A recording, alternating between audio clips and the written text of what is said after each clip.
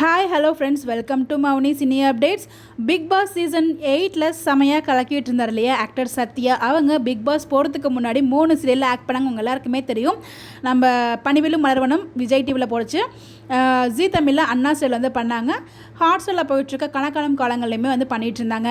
இந்த 3 சீரியல், அதாவது 2 சீரியல் ஒரு வெப் சீரிஸ், இதில் 2 சீரியலுமே வந்து பார்த்திங்கன்னா சேஞ்ச் பண்ணிட்டாங்க. ஒரு சீரியல் வந்து ரொம்ப நேரமாக அவங்க இல்லாமல் ட்ரை பண்ணிட்டு இருந்தாங்க. மேபி ஒரு வெளியில் வர மாட்டார் அப்படிங்கிற மாதிரி நினச்சிட்டு அவங்க ரீப்ளேஸ்மெண்ட் இப்போ தான் அவங்க வரத்துக்கும் ஒரு ஃபியூ டேஸ் பேக் தான் வந்து பார்த்தீங்கன்னா அந்த ரீப்ளேஸ்மெண்ட்டுமே நடந்துச்சு. ரொம்பவே கஷ்டமாக இருந்துச்சு. ஏன்னா அண்ணா சீரியலில் தான் அந்த ரீப்ளேஸ்மெண்ட் நடந்துச்சு. ஏன்னா அந்த ஒரு கேரக்டர் முத்துப்பாண்டி அப்படிங்கிற ஒரு கேரக்டருக்கு ரொம்பவே ஆப்டாக வந்து இருப்பார். பட் வந்து ரீப்ளேஸ்மெண்ட் ஆயாச்சு. பட் இவருமே வந்து செட் ஆகிட்டாங்க. இப்போ பணிவிலும் மலர்வனம் சீரியலுக்கு முன்னாடியே வந்து ரீப்ளேஸ்மெண்ட் ஆயாச்சு. 2 சீரியலுக்குமே ரீப்ளேஸ்மெண்ட் ஆயாச்சு. அந்த வகையில் கணக்கானும் காலங்களில் மட்டும் வந்து சீசன் 3 ரீப்ளேஸ்மெண்ட் பண்ணாமல் இருந்தாங்க. ஒன்ஸ் அகைன் வந்து நம்ம சந்தோஷ் சாரா நம்ம சத்யாவே கம்பேக் கொடுத்துருக்காங்க. உங்களோட ஒர்க் பண்ணுற ஆர்டிஸ்ட் எல்லாமே சந்தோஷ் சார் இஸ் பேக் அப்படிங்கிற மாதிரி வந்து போட்டிருந்தாங்க. ரீப்ளேஸ்மெண்ட் நம்ம எதுவும் இல்லாமல் சந்தோஷ் சாரை நம்ம சத்யாவே வந்து ஒன்ஸ் அகைன் கம்பேக் கொடுத்துருக்காங்க. ஸோ அவருக்கு அந்த பிக் பாஸ் ஜேர்னிக்கும் இந்த ஒரு ஜேர்னிக்கும் நம்மளோட வாழ்த்துக்கள் சொல்லலாம். இப்போ அவங்கவுங்க ஃபேன்ஸ் வந்து உங்களை மிஸ் பண்ணியிருப்பீங்க. யாரெல்லாம் மிஸ் பண்ணீங்க? ஸோ ஒன்ஸ் அகைன் ஒரு கம்பேக் கொடுத்து உங்களுக்கு எப்படி ஃபீல் ஆச்சுன்னு சொல்லி கமெண்ட்டில் சொல்லுங்கள். இந்த மாதிரி எப்படி தெரிஞ்சுக்க நம்மளோட சேனலை ஃபாலோ பண்ணிக்கோங்க. Bye by.